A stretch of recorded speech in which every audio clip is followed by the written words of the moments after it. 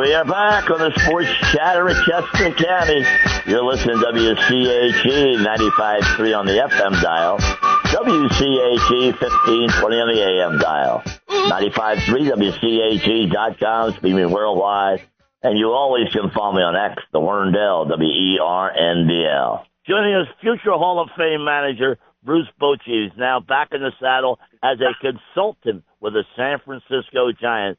Bruce, how are you today? And Happy New Year. Happy New Year. I'm doing well, thanks. All good here. Hope you've gotten off to a great start in 26.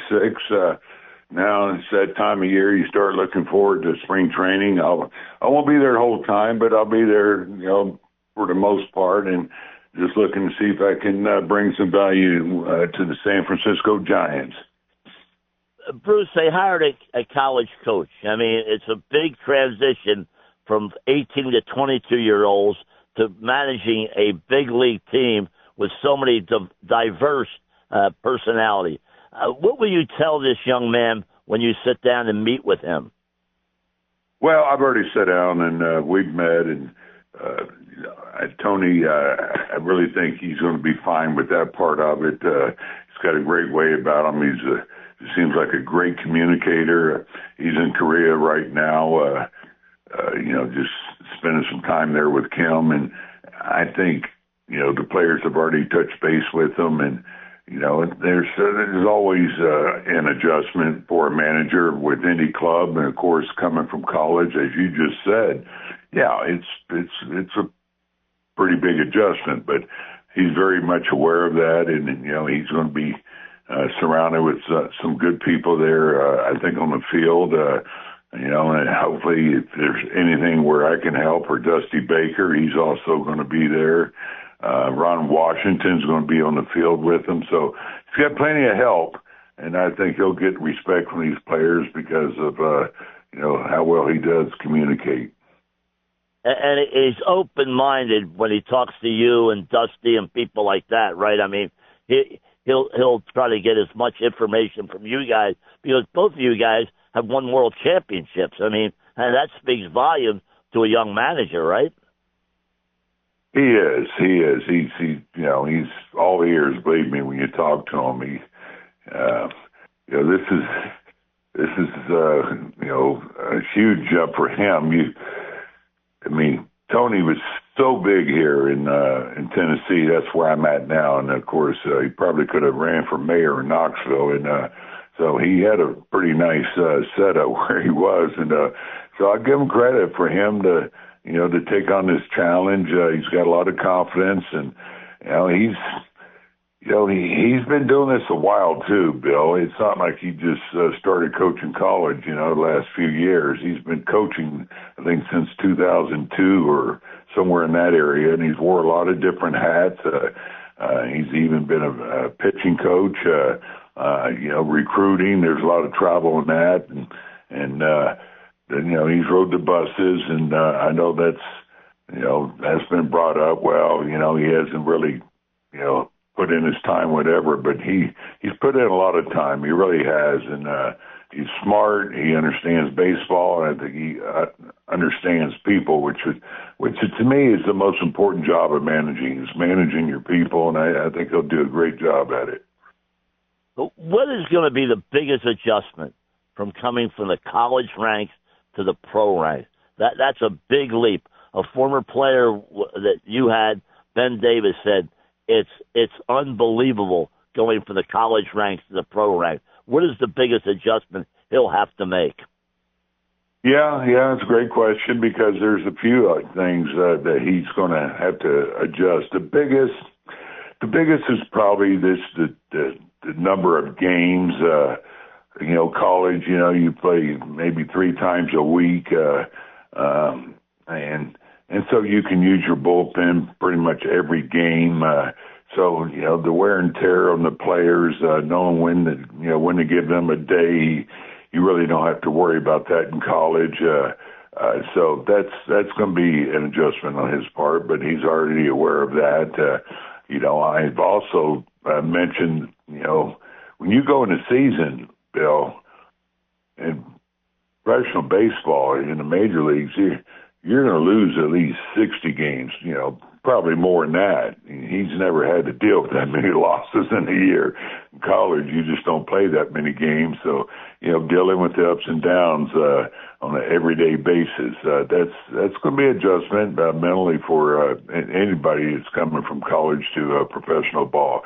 Just the daily grind that you go through, and it's preparation every day for a game. And so that's always going to be there, that adjustment. And probably, as you talked about earlier, you're dealing with older veteran players and earning their respect, and that's something you have to earn. And you do that by doing what he's doing now. He's going out, he's getting with all the players. He's making visits. He's, like I say, he's in Korea. He's been in the Dominican. So he's doing all the things he needs to do to lay down the foundation before he gets to spring training. Bruce, you were a master at the bullpen.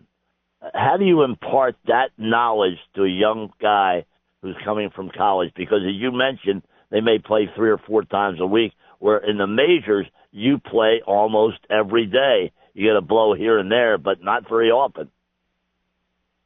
Yeah, he asked me that, and there's no secret sauce to it, but because you still have to use your instincts. You're going to get all the information, and the analysts are going to do that for you, but you still have to have a good feel or understanding of pitching, I think, and so the biggest thing you have to remind yourself is how long the season is, because when you're running a bullpen, you got to think, well, I got to have those guys ready down the stretch too, and you get a hot hand and you want to keep throwing them out there, and so there's a number of innings that you kind of have marked out for these guys, and there's times when you have to give them a break, but as you prepare for a game, you have the pockets you want pitchers pitching in and everything. So that's all done before the game, but it speeds up when you're in a dugout. There's no doubt about it, and so you have to be prepared. So when you make those in-game moves, hopefully you've done your homework and have these guys ready, and so that's going to be a little bit of an adjustment for them. The other adjustment is, in college, you use a metal bat. In the pros, you use a wooden bat. How much of an adjustment is that going to be? Yeah, Bill, I don't know if that's going to really be an adjustment for him. I just don't see where he's going to have to make any changes, how he pitches hitters. Again, so much information is given to you, and he's got his pitching coach who was with him in Tennessee, and so he'll be there helping him, and he's got Tingler as a bench coach who's managing the major leagues. He managed San Diego. He was a bench coach in Minnesota, so he's going to have a lot of help in all these different things we're talking about. But I just don't think the metal bat will play a part in it. It's adjustment for a college pitcher, I think, and a hitter when they come into professional ball, but I don't think it's going to affect the way he manages. Bruce, do you still want to manage, or you like this role as a consultant now? Yeah, I'm good right now. I really am, Bill. I just have more time with the family, the grandkids.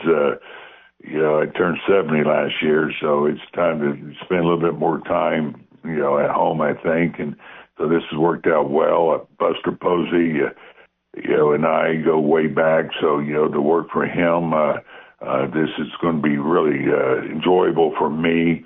I'll be in spring training for the most part. I'll be in San Francisco, probably a couple of times a month. I'll go look at the affiliates for a week, whatever, but the daily grind, I'm good with not going through that right now. I don't rule out anything, Bill. I retired one time and came back, so you never say never in this game, and you never know. Do you think about the Hall of Fame at all, Bruce? I mean, I've talked to my old partner, Steve Hartman. He said he's a lock to be in the Hall of Fame. Do you think about that at all? Yeah, it's hard hard for me to think about it. I mean, it's brought up a lot because, I mean, now stepping back and Dusty, we were talking about it, I don't know, a couple months ago, and it's still hard for me to, wrap around my head, because I think of the Hall of Fame as the Willie Mayeses and Johnny Benches and those guys. So, that's something that, the people will decide. But again, I'm a manager and I'm not going in as a player, and I get that, if that would happen. But, I just have a hard time even thinking about it. Well, you'll be a Hall of Famer sooner than later, because I know that now that you're out, not managing now, I think that you'll be in there within the next 4 years, believe me. Bruce, I want to ask you about a guy that the Phillies signed this all season. He was your right fielder when you won a World Series, Adolis Garcia. What does he bring to the Phillies lineup? Yeah, Adolis, I think the world of Adolis. We call him Dolly, and so he's gonna bring a threat at the plate. He's gonna bring good defense. He's a plus thrower. He's fun to watch. He gets a number of assists every year because he's got a cannon on him. Still runs well. The offense has been a little up and down the last couple of years, but he's still dangerous. He hit his 20 home runs or somewhere in that area last year, and you never know with these really good players how they can bounce back. But he's got all the tools still. The biggest thing with Dolly is just, it's the mental side of it. Sometimes he gets a little down on himself because he wants to do well, and but man, when you need a big hit, he's a money player. We saw it in the postseason, and I'm not talking about just a hit, but a home run. And so great guy, great teammate. He plays with passion. He'll wear it on his sleeve too. That's who he is, and which a lot of Latin players are like that, and they have fun playing. And I really wish him the best. I think the world of him, as I said, and I think he's going to have a nice year for you guys. And it'll be protection for Bryce Harper, because if you put him in the 4 spot in the lineup, that gives Bryce Harper a lot more pitches to hit, right?